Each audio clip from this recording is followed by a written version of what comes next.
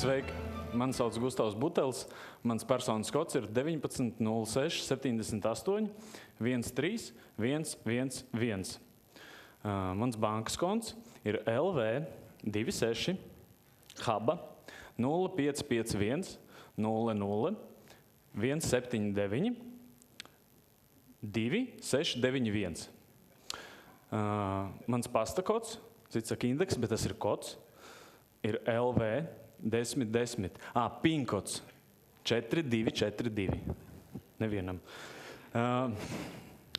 Durvju kods 1212A. Un es kāpēc man ir sajūta jau kopš pašas dzimšanas, ka es esmu iekodēts. Jo es tikko kā piedzimu, burtiski tikko izlīdu ārā, man uzreiz tā no augšas tā. 190678. Ko? 190678. Es nevarēšu izvēlēties. Viņi saka, tu jau izvēlējies. Tu izlīdzi šodien. 1906. Izlīdīs rīt, būs 20. Es jau rīt nevaru vairs. Man tur iekšā kalendāra nebija. Tātad personas kods 1906 78 13 111. Kāpēc es jums to saku? Tāpēc, ka es jūs kodēju, lai jūs vienkārši zinat, ka man drīz ir dzimšanas diena. Tāpēc arī bankas konts, tur viss tas bija. Ja? Un visur ir kodi. Visur ir kodi, bet tas ir mazākais. Ir vēl tāda lieta, ka es esmu nonācis ar sevi pretrunā. Es rakstu dziesmas jau kādus 15 gadus. Ja salīdzinu tās, kas ir tapušas kaut vai pirms 10 gadiem, un tās, kas top šodien, ir sajūta, ka to ir rakstījuši divi dažādi cilvēki. Jo ja šīs Gustavs būtu saticis to Gustavu, kas bija pirms 10 gadiem, viens no viņiem vienkārši dabūtu, otru nesaprast kādu brīdi. Ko tu runā? Un tas izpaužās vienkārši tajā laikā, man bija absolūti skaidrs, man pirmām kārtām uzbraukt kādam vieglāk par vieglu. Un tāpat laikā es kaut kādas reakcijas tādas manīju, ka cilvēki tā, wow, kā tu šitā te vari, ja? Un es tā domāju, jā, es tā varu. Jo man tas bija tāds dabisks stāvoklis. Es arī tajā laikā klausījos tādu mūziku, un man likās, ka, ja dziesmu raksta, viņai jābūt tādai asai. Par mani arī tad teica, Gustavs, tas ir tas, kurš nospļaujās un zāle neaug. Un es domāju, kāpēc? Un tajā laikā tapa tāds dziesmas kā kas iko, kas ir kuli ko, kamēr guli ko, saņem nulli ko, pielej mūli ko, baigi dulli ko, kurš te rullē ko, ka es kačā pūli ko. Man nāca klāt un teica, lieliska dzeja. Un es viņiem ticēju. Un es domāju, jā! Vai jūs saprast, cik lieliska dzeja tā bija tam laikam? Tas bija 2004. gads. Es dabūju gada balvu par šito. Tā, ka tas rezonē ar žūriju pat kaut kādu. Un man likās, kad ja dziesmu raksta, tad vienkārši, lai zina, kāds es esmu, ja citi centās kaut kā sirsnīgi tur izpausties kaut kādu romantiku tajā ielikt iekšā, es domāju, labāk piedraudēt. Jā, labāk viņiem visiem piedraudēt, lai viņi zina. Un tad man tapa tādas rindas, kā tu taču zini, ka es esmu tāds, kā sniegs uz galvas bladāts, tik līdz kā tu huiņu sāc. Lūk, šādas asas, tādas tā kā sitieni, tādas dziesmas, hip-hop žanrā ir jau kļuvušas par normu. Jo savulaik šis žanrs tapa Ņujorkā 70. gadu beigās. Viss tā kultūra bija domāta tāpēc, lai aizvietotu to vardarbību, kas valdīja tur uz ielām. Un iespējams, kaut kādā mērā šim žanram arī ir izdevies saliedēt cilvēkus. Jo viņi kaut kādas reāls kaujas, ielas kaujas, samainīja uz tiem betliem, tur, kur viņi dzējā viens ar otru cīnījās, vai dejā, vai arī tur grafiti būtu viens otram virsū.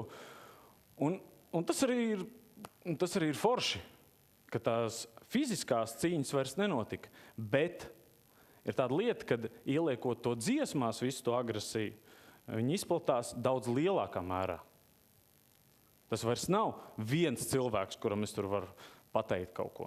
Es to pasaku tūkstošiem. Ja šī dziesma paliek populāra miljonus cilvēkus, es velku iekšā tajā savā agresijā. Nav tādu oficiālu pētījumu bijuši. Man vienkārši likās baigi interesanti. Es skatījos biogrāfijas reperu. Man patika skatīties reperu biogrāfijas. Vienkārši gribēju zināt, kā viņiem iet. Es zinu, kā man iet, kā viņiem iet un kā gāja. Un 5 paņemsim populārākos. Tas ir Jay-Z, tas ir Nas, 2 nelaiķi Tupaks un Biggies un Eminems, pieņemsim. Tur vēl var noteikti sarakstu salikt.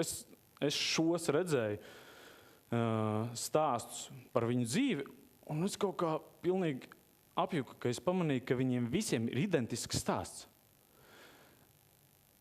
Visiem bērnībā no ģimenes ir aizgājis tēvs. Viņam bija iekšējs aizvainojums par to. Viņi sāka rīmēt un rakstīt tekstus, kur viņi izliktu ārā. Skolā viņi nemācījās neviens. Visiem bija tādas čābīgas sekmes. Lielāko daļu no viņiem no tām skolām izmet ārā. Un tad viņi sāk repot, viņi nodevās, viņi ielika visu to savu enerģiju un visu to savu pasaules redzējumu, kas viņiem tad tapa iekšā tais dziesmās, kuras nevienam sākotnējā periodā nebija vajadzīgas.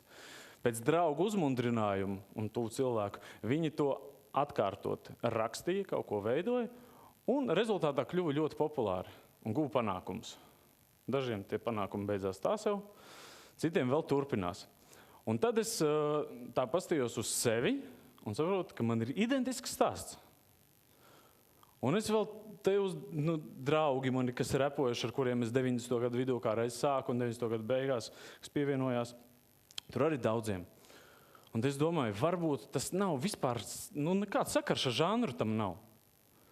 Varbūt mani pievilka šīs dziesmas, šie tēli un šie cilvēki tikai ar to, ka mums bija ļoti līdzīgi psihiskie stāvokļi, ka mums bija līdzīga pieredze un pārdzīvojumi. Un es pat nezinot, kā viņiem bija, kaut kā zemapziņas savalkās, un es uzsēžos arī uz tā.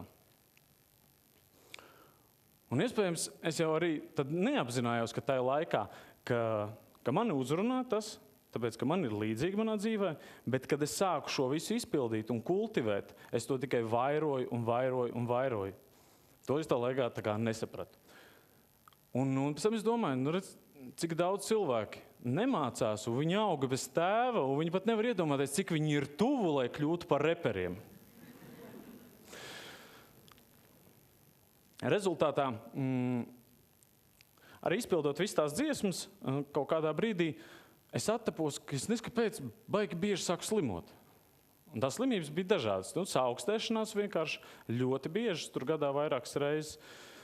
Astma, kas visu laiku pastiprinās, plaušu karsoņi kaut kāda, un tas viss tā nonāca līdz jostas rozei, kad man mazliet atleca, un es sapratu, ka tas saturs ir jāpamaina, ka es varētu uzrakstīt kaut ko jauku. Es varētu uzrakstīt kādam, veltīt kaut ko, beigt apsaukāties vienkārši.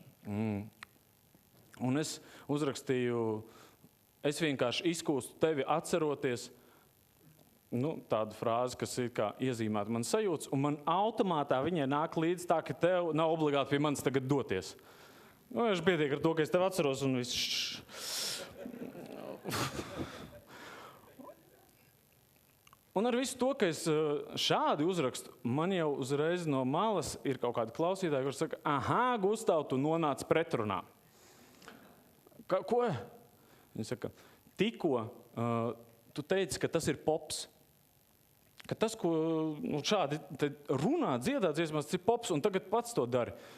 Un es domāju, bet es jau gribēju kā labāk. Un es prātoju, ja es 3 gados čurāju biksēs un 5 es pārstāju, tad es arī nonāku pretrunā ar sevi. Es vajadzētu turpināt visu laiku. Ja es visu, lai nenonāku pretrunā, nedod Dievs, kāds padomās, ka es neesmu tāds. Un tad, ja es skolā, pieņemsim, nemācos visus skolas gadus, un visu laiku stundu laikā iepikoju skolotāju, man to vajadzētu darīt arī pēc tam, kad es nepabeidzu skolu, respektīvi sagaidīt viņu katru rītu. Es sapratu, nē, pretrunā būt, tas ir forši, tā ir kaut kāda varbūt attīstība. Un tad es sāku domāt, kas tad ir tās dziesmas, kas mums ir tapušas šodien, kuras atspoguļo ļoti bieži kaut kādas attiecības, kaut kādas neražas attiecībās vai kaut kādu to stāvokli, ko mēs neesam mierā vai esam, kas ir mums šobrīd. Bet pēc idejas izpildīt dziesmas, tas ir iedarbināt abas smadzeņu puslodes. Tas ir iedarbināt prātu un to emocionālo pusi un sirdi iedarbināt. Un būtībā izpildot bieži kaut kādus vārdus, mēs nonākam līdz tam, ka mēs kodējam. Mēs kodējam sevi, mēs kodējam pārējos, tie kā buramvārdi paliek. Un es domāju, ja tie ir kā buramvārdi katra dziesma, tad uz ko es gribētu uzburt? Es gribētu uzburt uz kaut kādu sirsnību, uz draudzību, uz mērķtiecību, uz tādu apzinātību cilvēkus. Tā, lai stāv pār kaut kādām nacionālām interesēm, kaut kādām seksuālām interesēm. Kaut kas augstāks. Es domāju, viss jāraksta, man tieši kā reiz bija tāda iespēja, noaranžēju mūziku, tā, kas arī skanēja pirms es kāpu šeit virsū. Un es domāju, vai kaut ko uzrakstīt tādu komplimentu, kaut ko riktīgi tādu savai videi, kur es esmu cilvēkiem. Un es piesēžos rakstīt, un man galvā skan tāda saldējs. Un iekšējā balss, starp citu. Un es tā domāju, es rakstu. Un nerakstu tā nerakstu. Es domāju, ka tu esi saldējs. Ārprāts. Kāds sviests. Nē, es zinu, ka tā nav. Es vienkārši sēžos rakstīt. Saldējs. Un tā paiet dienas, vēl jau studija ir sarunāta. Un man rindiņi nevar izspiest. Uzbraukt viegli, šito izspiest, nekādīgi. Un es domāju, kā šitā, es taču varu pateikt kaut ko jauku, vai ne? Ne šodien. Tad es piesēžos citu dienu un domāju, palikušas ir burtiski pāris dienas, rakstu tagad visu rakstu, tagad. Nē. Paiet vēl kāds brīdis, es domāju, tagad es jūtos labi, tagad es varētu pateikt kaut ko jauku. Tagad. Nē. Es domāju, kā tas ir? Katru reizi, kad es gribu tagad, man uzreiz ir nē. Un es sāku domāt, kodi, latviešu valoda. Es tā sāku likt vārdi, visādi kodi. Un kā mēs gribam pateikt šobrīd? Ja mēs gribam pateikt šobrīd, tikai sinonīms. Kāds ir sinonīms vārdam šobrīd? Tagad nē. Saprotiet? Tur jau ir iekšā. Tagad nē.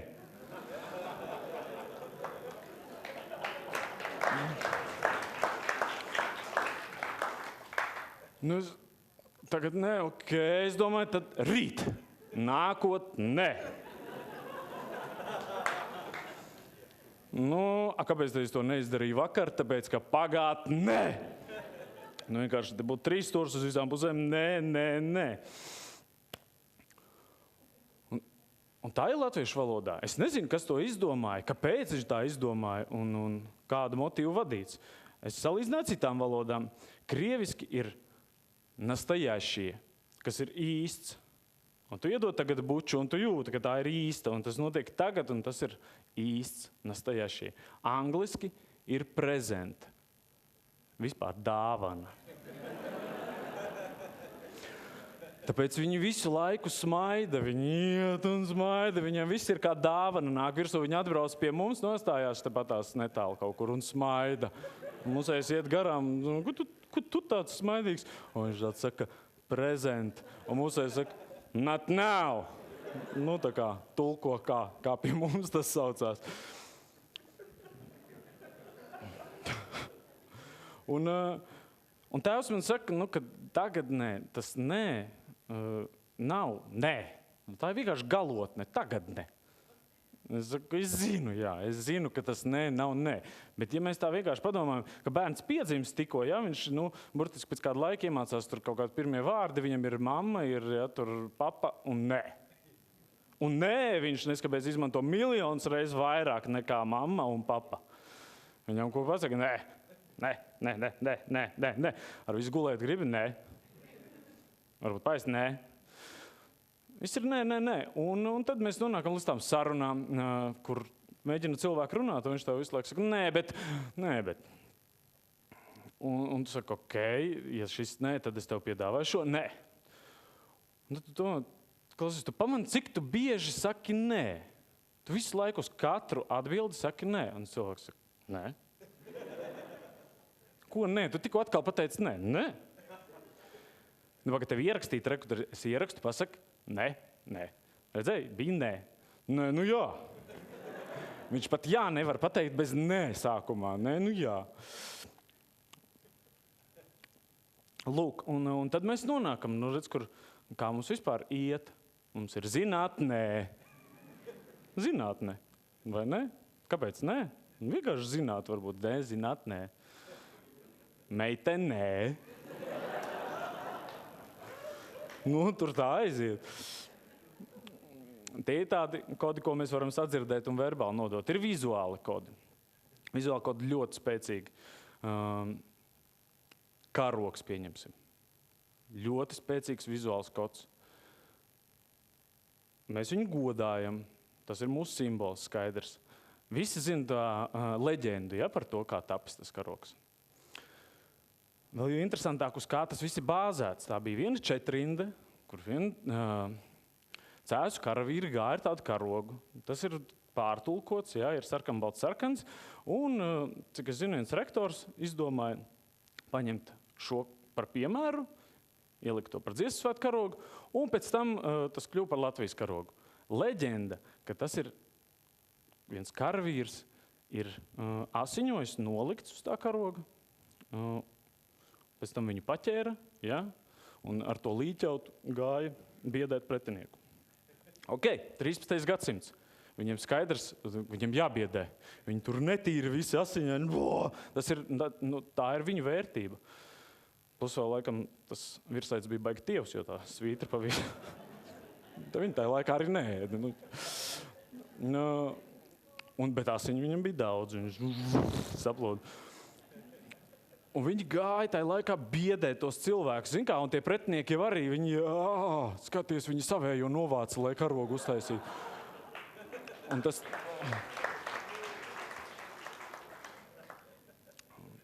Tāpēc mums armija arī tā kā ir, tāpēc katrs trešais iet uz karogu. Uz karogu. Tie jau uz karogu, lai es Tā laikā skaidrs. Mūsdienās īsti nav skaidrs, ko tas simbolizē. Kas tas ir ar šitādu te asiņainu karogu biedējot, kliedzam, tagad nē! Kur mēs nonāksim, tur nonāksim. Himna. Super dziesma. Super himna. Es lasīju, dziedāju, priecājos. Tad mēs runājām, un redz, līdz kam nonāca tā.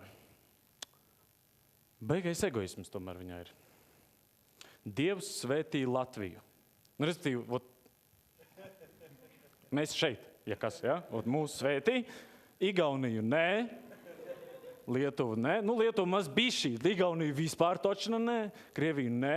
Zini kā, var viņus vispār var mūs nesvētīt, kad tik viņiem sliktāk. Mums būs forši, jau tad būs forši. Zini kā, Dievs liels, viņš tālu ir. Viņš kaut kur no citas galaktikas tēmē. Viņš zina, tur Latviju, svētī Latviju. Viņš kā tēmē zem griežās un garām. Un garām vienkārši. Un mēs vienkārši, kāpēc visu laiku viņiem, kāpēc Igaunijai, kāpēc mums nevar? Un es jums pateikšu, kāpēc mums nevar. Ja mēs būtu prātīgāki un vienkārši uzrakstītu Dievs svētīja visu pasauli, viņš stroga trāpītu.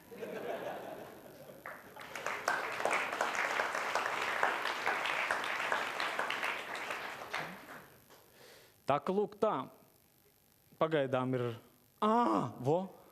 atcerējos. Un tur vēl ir tas, kur mūsu meitas dzied, kur mūsu dēli dzied, ļauj mums laimēt diet.